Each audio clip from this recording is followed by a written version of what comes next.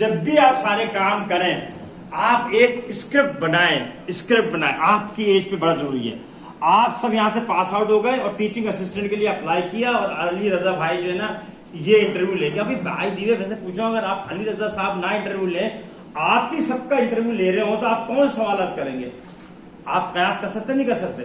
कर सकते ना कयास, मेरी बात हो ना? आप खुद ही कयास कर लें कि सर हमसे क्या सवाल करेंगे। सर हमसे एक सवाल ये करेंगे, दूसरा ये करेंगे, तीसरा ये करेंगे, चौथा ये करेंगे। और ठीक है, आप वो सवालों के जवाब पहले से तैयार कर लें। तो जैसे ही होगा, जैसे मैं आपको बताऊं, मैं जब भी इंटरव्यू लेता हूं पहला सवाल होता है मेरा, tell me about yourself. मैं नहीं पूछता कब पढ़े कहां से।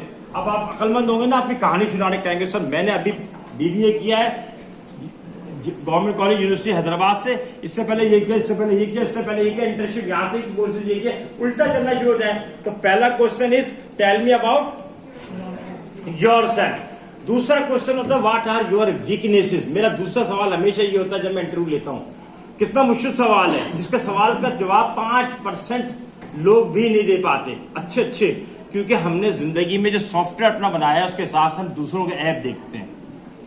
आप अभी हमारे अब नहीं, आप हम कहें तो हम जो ना वो जो खुलफा राशिदीन है ना, उनके भी बता देंगे किस खलीफे में कौन सी वो कमजोरी थी और कौन सा जो सहाबी उन्होंने ये काम सही नहीं किया। वहां से शुरू करेंगे ना तो मुगल बादशाह हो, चाहे वो जो ना खानदान गुलामान हो, चाहे वो नवाज शरीफ हो, चाहे वो बेनजीर भुट्टो हो, चाहे इमरान खान हो, चाहे वो कोई भी हो, सबको ऐप बना सकते हैं, बता सकते हैं, एक घंटे की तकरीर कर सकते हैं। लेकिन अगर ऐप किसी को नहीं पता तो जफर सदीकी की वीकनेसेस नहीं पता कि मेरे में क्या क्या।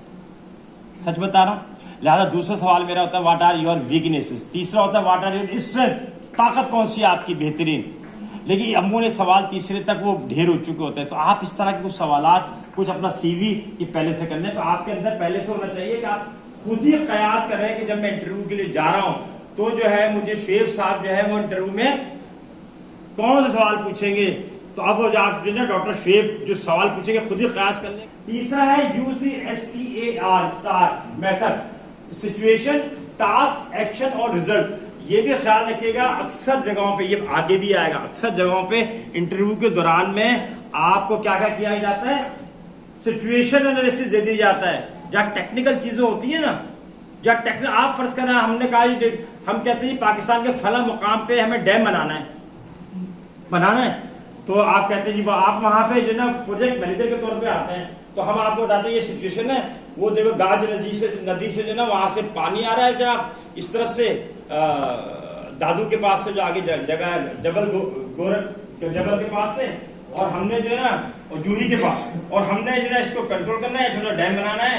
अब आप बताएं कि क्या करेंगे। तो अब आपके अगर आप जेन्युइन प्रोजेक्ट मैनेजर हैं, सही है, तो आप उस सिचुएशन से आप उन्हें बताएंगे यहाँ से जा रहा है, यहाँ ये किया जाएगा, यहाँ ये किया जाएगा।